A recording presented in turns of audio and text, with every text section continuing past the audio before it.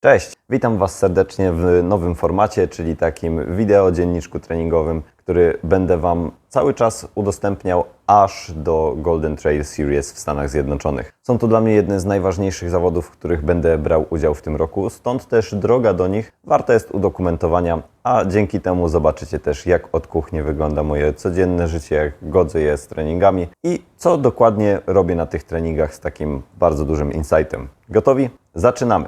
Zanim jednak przejdziemy do treningu, mam szybką prośbę. Bardzo wielu widzów nie subskrybuje jeszcze mojego kanału, więc jeśli chcesz pomóc mi rozwijać kanał, jeżeli chcesz, abym częściej udostępniał treści i abym mógł rozwijać się również jako zawodnik, proszę kliknij przycisk na dole, bardzo mi pomożesz. Dzięki. Po Tatraskaju musieliśmy nieco oczywiście zmienić plany treningowe ze względu na to, że wyścig nie miał 30 km, tylko 15 km.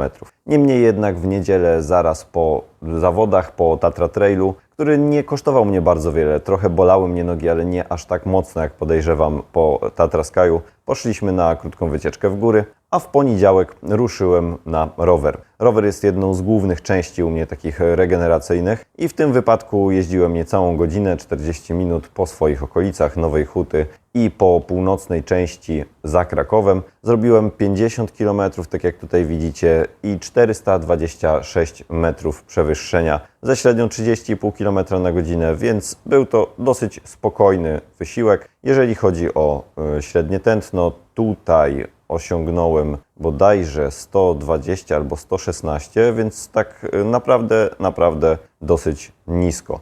Jak na mnie, generalnie rzecz ujmując, te tętna osiągane na rowerze zazwyczaj różnią się około 10 w stosunku do tego, co miałbym normalnie właśnie w trakcie biegania. Oczywiście 10 niżej. Rower jest znacznie mniej angażującą aktywnością. Ten trening zajął mi 1,5 godzinki. Na następny dzień wykonywałem już pierwszy akcent, czyli coś, co znacie pod nazwą Orłowski Classic. Już wróciliśmy do roboty. Tak naprawdę Tatra Sky wymagał zmiany założeń treningowych, ponieważ zamiast zakładanych 30 km i mocnego biegania po górach, również biegaliśmy bardzo mocno, ale na krótszym dystansie, więc dzisiaj już zamiast spokojnej 12, 2 godzinki, w tym 5 razy 150 metrów podbiegu i 6 razy 150 metrów zbiegu na sam koniec, czyli tak zwany Orłowski Classic. Co mogę powiedzieć? Jestem bardzo głodny tego, żeby biegać po prostu mocno, więc myślę, że ten okres przygotowań teraz do biegów w Stanach przepracuję znacznie lepiej niż to, co robiłem do Tatraskaju, ponieważ tam trochę leżała regeneracja, życie codzienne nieco weryfikowało moje plany, ale tutaj zamierzam pocisnąć mocno. Także dzisiaj mocny trening i cóż, walczymy! Moje nogi na tym biegu były takie, powiedziałbym, średnie. Nie było takiego bardzo dużego dynamitu, takiej reaktywności. Natomiast sam trening poszedł bardzo dobrze, chociaż w trakcie niego miałem kilka takich momentów, że było mi... Jeszcze jedna seria i na papierze nigdy ten trening nie wygląda ciężko, ale jak już się go robi, no to potrafi mocno dać kość. Przynajmniej w tej formie, bo jeżeli robimy to na odcinkach czasowych, na 40-sekundówkach, mówię Wam, jest znacznie prościej. Gdy robimy to na odcinkach dystansowych, czyli te 100 setki, 150, 200, w zależności od nachylenia czas może się różnić nawet gdzieś około 50 sekund. Także ciężki trening. Naprawdę ciężko. Niemniej jednak zakończyłem go i na koniec jeszcze tego treningu, jak to u trenera Orłowskiego bywa, w tym akurat przypadku wykonywałem takie podskoki na ławkę. Inaczej wskoki na boks byśmy to mogli nazywać. Tutaj było to 5 razy 20 takich wyskoków. Takie rzeczy służą głównie budowaniu reaktywności i wzrostowi napięcia mięśniowego, tak aby zrobić wszystko w taki sposób, byśmy mogli zabezpieczyć się też przed kontuzjami, a też, co ważne, w tym okresie treningowym, w którym się znajdujemy, budowali też dynamikę i eksplozywność. Na dzień następny miałem zaplanowane 2 treningi. Środa przebiegła pod kątem pierwszego treningu siłowego, a właściwie mógłbym powiedzieć treningu dynamicznego, ponieważ trochę ta siłownia zmienia się u nas razem z czasem trwania sezonu. Dlatego też stosujemy więcej bodźców, które wykorzystują niepełne zakresy ruchomości, ale wykonywane są z dosyć dużym, oczywiście jak na mnie, obciążeniem i z jak najszybszą prędkością. Oczywiście, ja nie jestem sprinterem i nigdy niestety nim nie byłem. Nie miałem predyspozycji szybkościowych ani dynamicznych, stąd też niektóre ćwiczenia, które możecie obserwować, mogą wydawać się wykonywane wolno. Uwierzcie mi jednak, że dla mnie jest to dosyć duża prędkość i duży wysiłek. Ten typ treningu też jest dosyć męczący, muszę przyznać, i trwa on godzinę, zazwyczaj do godziny 15 minut. Jest w nim dużo części, natomiast tutaj mogę Wam obiecać, w przyszłym tygodniu bądź pod koniec tego tygodnia pojawi się materiał z całego tego treningu siłowego, który będziecie mogli porównać do tego, co już widzieliście u mnie na kanale, czyli siłowni wykonywanej w zimie. Tutaj nie czułem jakiegoś dużego zmęczenia, tak jak wspomniałem, byłem po tym Tatra Trailu, ale nie były nogi jakoś bardzo mocno zmęczone, chociaż ta siłka, ona dosyć mocno angażuje, szczególnie tą tylną taśmę, więc na dni następne spodziewałem się jednak odczucia tej opóźnionej bolesności mięśniowej. Jestem po siłce, całej zajęła gdzieś godzinę 11 minut i zaraz będę przygotowywał obiad, a później będę zbierał się do pracy. I dzisiaj trochę ciężki dzień, bo 8 pacjentów, jeszcze dodatkowo zepsuła się jedna z kas fiskalnych, więc czeka mnie wizyta w serwisie. Także dzień będzie dosyć intensywny, ale za to jutro nieco dzień luźniejszy na ogarnianie różnych innych spraw, więc nie narzekam. Pełne jedzenie na czas pracy, czyli część obiadu i później też posiłku przedtreningowego, czyli 2 banany, marchewki, pomidor i rzodkiewka. Tutaj mamy coś, co normalnie z drugim śniadaniem, natomiast ja spożywam to razem z obiadem, ponieważ wolę jeść większe posiłki, więc kanapki z twarożkiem. Tutaj znajduje się indyk z kaszą bulgur, a tutaj dalsza część posiłku przedtreningowego, ponieważ dzisiaj robię też 12, czyli wafle ryżowe z dżemem. Wieczorem po pracy tego samego dnia w ten dzień przyjąłem chyba 8 pacjentów albo 7, więc dosyć sporo. Wykonywałem jeszcze 12 km z takimi wstawkami 25-sekundowymi. Jest to coś, co zaczęliśmy stosować na Teneryfie. Nie jest to oczywiście żaden akcent, ale ze względu na wdrożenie tych malutkich przyspieszeń, takich 25-sekundowych, nie wchodzimy jeszcze ani w zakwaszenie, ani nie wchodzimy w jakieś bardzo duże zmęczenie. Dzięki temu utrzymujemy też pewną dynamikę oraz dla mnie przynajmniej te biegi regeneracyjne stają się nieco lepsze. Znacznie łatwiej jest mi później wrócić do takiego normalnego funkcjonowania i dzięki temu czuję się znacznie lepiej, znacznie fajniej mi się później biega. Tutaj biegałem sobie to w moim rodzinnym lesie, może nie należącym oczywiście do mojej rodziny, ale tym, w którym przetrenowałem 9 lat całe, w którym mieszkałem tutaj w Kopalinach. No muszę powiedzieć, że tak jak zresztą tutaj usłyszycie, z tym lasem naprawdę dużo mnie wiąże. Ten las i droga, którą teraz biegnę, stanowi dla mnie powrót do przyszłości, a jednocześnie taką podróż sentymentalną, ponieważ właśnie na tym dokładnie szlaku, na tej dokładnie ścieżce wykonałem większość swoich treningów biegowych od wieku dziecka starszego, czyli od wieku 13 lat, aż po wiek juniora. Tutaj robiłem wszystko. Biegi ciągłe, tempa, 400, kilometry, 2-kilometrówki, biegane w bardzo szybkim tempie. Oczywiście ta droga nie wyglądała tak jak teraz wygląda. Było znacznie gorzej, ale no, tak jak wspomniałem, mnóstwo wspomnień zostawiłem i przeżyłem tutaj właśnie. To między innymi dlatego, że tyle czasu spędziłem na tego typu ścieżkach. Byłem zawsze dobry w przełajach. No i myślę, że też w górskich teraz, skoro od samego początku mojego biegania właściwie nie wiedziałem, co to jest płaskie rozbieganie, jakie teraz mam predyspozycje i możliwości. Na tym podbiegu na przykład niejednokrotnie wykonywałem część biegów ciągłych, ale też takich biegów powtórzeniowych, czyli na przykład biegaliśmy tutaj kilometrówki w takim okresie przedprzełajowym, czyli całą zimę i całą wiosnę.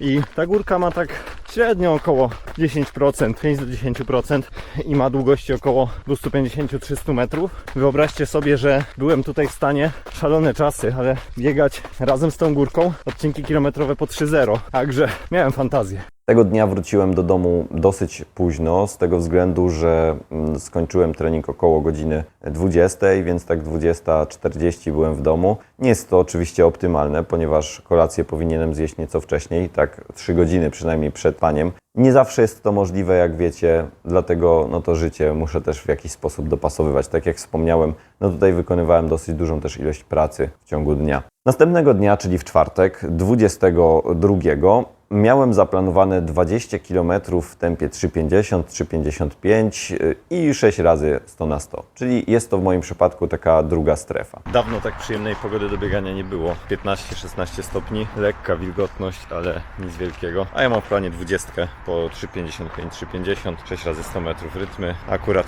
oddałem samochód do salonu na przegląd. No i co? Lecę. Wykonywałem to w innym terenie niż zazwyczaj, troszeczkę pofałdowane. Oczywiście nie były to jakieś bardzo duże góry, ale na tyle dające się czasami we znaki, że to tętno jednak inaczej trochę się zachowywało. Stąd też, nie patrząc w ogóle na zegarek, przebiegłem całość po 3,49. Starałem się kierować głównie samopoczuciem, nie patrzyłem nawet też specjalnie na tętno. Chciałem zobaczyć, jak mocno mam wyregulowany ten tempomat na progu tlenowym. I jak widzicie, wszystko poszło ok. 20 skończona. Tak jak wcześniej mówiłem, nie patrzę na tempo w ogóle. Raczej staram się na samopoczucie dzisiaj biegać. I wyszło dosyć spoko, bo średnia 3,49. A tak naprawdę w ogóle się nie musiałem spinać, więc pomimo trochę zmęczonych nóg po siłowni, bardzo pozytywnie.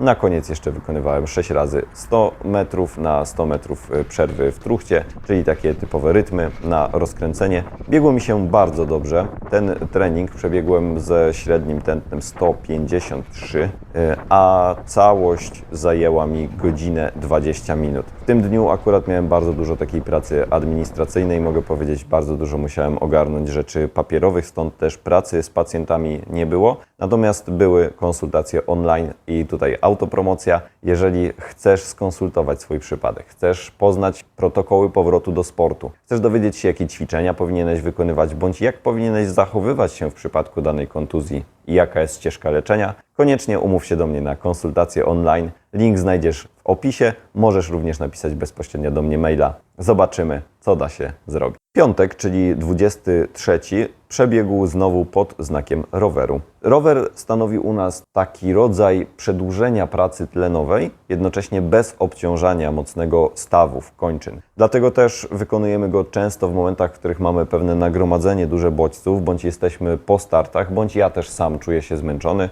I tutaj w tym przypadku była to godzina 30 minut tego roweru, pojechane z prędkością około 31 km na godzinę. I tutaj w trakcie tego roweru też stosujemy pewne wstawki. Takie wstawki, można powiedzieć, mocy, tak bym to nazwał, ponieważ na samym początku, w pierwszych 10 i ostatnich 10 minutach, akurat w tym przypadku wykonywałem 5 15-sekundowych przyspieszeń. Na maksa właściwie, na dużym obciążeniu, tak żeby przekręcić nieco mocniej te nogi i pobudzić układ nerwowy do pracy. Niemniej jednak całość tego treningu jest dla mnie dosyć prosta. Tak jak wcześniej wspomniałem, zazwyczaj jest to dla mnie rodzaj regeneracji. No i tutaj średnie tętno wynosiło 124, więc byłem przygotowany na to, co miało nadejść dnia następnego. A dnia następnego wykonywałem główny akcent, który miałem zaplanowany na ten tydzień. Dziś dzień tempa i mam to szczęście, że wszystkie ostatnie tego typu treningi na stadionie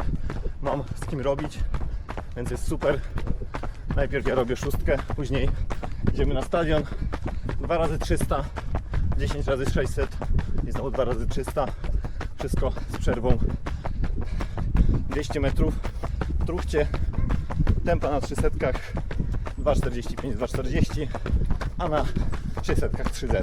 Trening bardzo mocny, muszę to przyznać, bardzo taki intensywny ze względu również na krótkie przerwy. Zaplanowane przez trenera tempa były 49,5 do 48 sekund na 300 i minuta 48 na 600. Jeżeli chodzi o 600, wykonywałem je w naprawdę bardzo dobrym tempie, bo 1,47 do 1,45 i był to jeden z tych treningów, o których możecie powiedzieć, że był to taki dzień konia. Wszystko szło jak po sznurku, nie odczuwałem praktycznie żadnych trudności z utrzymaniem tempa, czułem bardzo dużą dynamikę, czułem bardzo duże pobudzenie, miałem bardzo dużą łatwość w utrzymaniu tego tempa, a co najważniejsze, przerwy również wychodziły dosyć szybko, bo w tempie około 4,30. Dlatego też przerwa wynosiła poniżej minuty. Dla mnie jest to pewna nowość, którą zapoczątkowałem trochę w treningu z Bartkiem Przedwojewskim w Zakopanem. Muszę powiedzieć, że świetnie się sprawdza ten typ właśnie przerwy, ze względu na to, że uczy on trochę tej zmienności tempa, której musimy doświadczyć później w trailu. Także 300 zrobiłem pierwszą tak trochę rozgrzewkowo w 50,3 sekundy. Każda następna była już szybsza, później 48,8 sekundy, a następne dwie po 47,7 sekundy. I jak też widzicie, średnia z całego treningu wyszła 3,27 i to razem z przerwami. Także jestem bardzo zadowolony z tej jednostki. Oczywiście na początku też, o czym nie powiedziałem, była jeszcze rozgrzewka i to było w moim przypadku takie 6 km biegu z narastającą prędkością. Wykonałem je w tempie 3,59, a ta prędkość narastała od 4,10 do 3,45. I gdzie jest przestrzeń. No, ale powiem Ci, że to Harry'ego Pottera był. Przy okazji trafiliśmy na mecz Quidditcha. tak się śmieję, bo kiedyś to jeszcze jak grali na profesjonalnych odnóg, ale grali to mieli takie prawdziwe. Był to główny, tak jak wspomniałem, akcent tego tygodnia. No i to jest forma. Luz, który był na tych 600, był niesamowity. W końcu pojawiło się takie bardzo wyraźne odczucie mocy w nogach. I cóż, no te przerwy krótkie też, szybsze niż zwykle. 600 biegane nieco szybciej niż założone tempo. Świetny trening. I 25, czyli w niedzielę, wykonywałem bieg długi. Bieg długi, który chciałem trochę wykonać w terenie podobnym do tego, jaki będzie czekał mnie w San Francisco przede wszystkim, gdzie zresztą, jak zaraz usłyszycie na materiałach, trasa będzie dosyć łatwa. Niedziela, 25 sierpnia. Jestem w Myślenicach, a dzisiaj w planie 2 godziny na progu tlenowym w górach. Robię to na okolicy hełmu uklejnej. Taki teren trochę symulujący to, co czeka mnie na pierwszym biegu w Stanach. Później jeszcze kilka rzeczy z warsztatu trenera Orłowskiego. Także ruszam dosyć wcześnie, bo zapowiada się gorący dzień. Wykonałem ten trening w strefie drugiej, czyli do tętna 150. Średnia prędkość wynosiła 5,51. Wykonałem 1254 metry przewyższenia, więc było to dosyć spokojne bieganie. Średnie tętno wyszło 145. Nie jest to oczywiście bieg regeneracyjny. Tutaj też trochę pracujemy nad tą strefą tlenową, nad progiem tlenowym. Jednocześnie starałem się tutaj mocno koncentrować przede wszystkim na zbiegach, chociaż tego dnia miałem taki niewyspanie trochę, mógłbym powiedzieć. Kiepsko spałem w nocy i byłem trochę zdekoncentrowany, co również może przyczyniać się do ryzyka urazów. A na szczęście takiego urazu tutaj nie było. Teren w Myślenicach na hełmie i na uklejnej bywa dosyć trudny, wbrew pozorom, ale jest to jeden z takich fajniej przygotowujących do większości zawodów w Polsce. Możecie nabić bardzo dużo, bardzo szybko przewyższenia, dzięki czemu jest, tak jak wspomniałem, idealny teren do tego biegania. Trening zakończony. Wyszło naprawdę bardzo fajne bieganie, chociaż nogi nieco zmęczone. No jak to mają prawo być po tempie. Teraz szybki posiłek regeneracyjny do domu. I dzisiaj jeszcze jedziemy na memoriał Kamili Skolimowskiej. Pooglądać najlepszych lekkoatletów na świecie.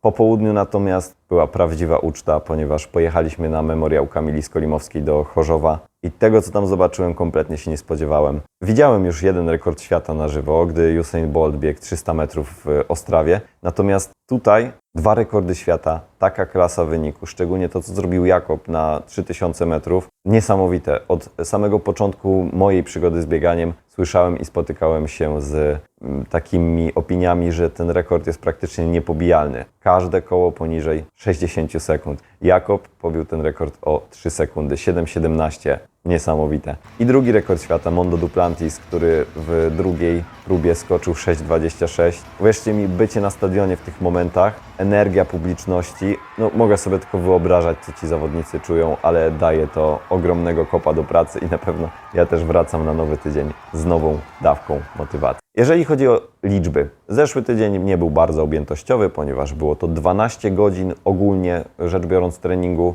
Było to 90 km i 2900 metrów przewyższenia. 2 jednostki na rowerze, można powiedzieć, że 3 akcenty, czyli jeden Orłowski Classic, drugi bieg na strefie tlenowej i trzeci akcent, czyli ta wytrzymałość tempowa, którą wykonywałem w sobotę. Jest to tak naprawdę pewien wstęp do pracy, także jeżeli chodzi o to, co będzie dalej, myślę, że będzie tylko ciężej. Dzisiaj w poniedziałek, kiedy to nagrywam, mam akurat dzień wolny od biegania, wykonywałem tylko ćwiczenia, ale jestem dobrej myśli, ponieważ ten trening w sobotę pokazał mi, że forma zbliża się wielkimi krokami. Dlatego z ekscytacją czekam na następne tygodnie i na następne obciążenia. Jeżeli podobał się Wam ten odcinek, standardowo zasubskrybujcie kanał, zostawcie łapkę w górę, zostawcie komentarz, podzielcie się swoimi wrażeniami z Waszych tygodni treningowych i do zobaczenia w kolejnych materiałach z tej serii. Cześć!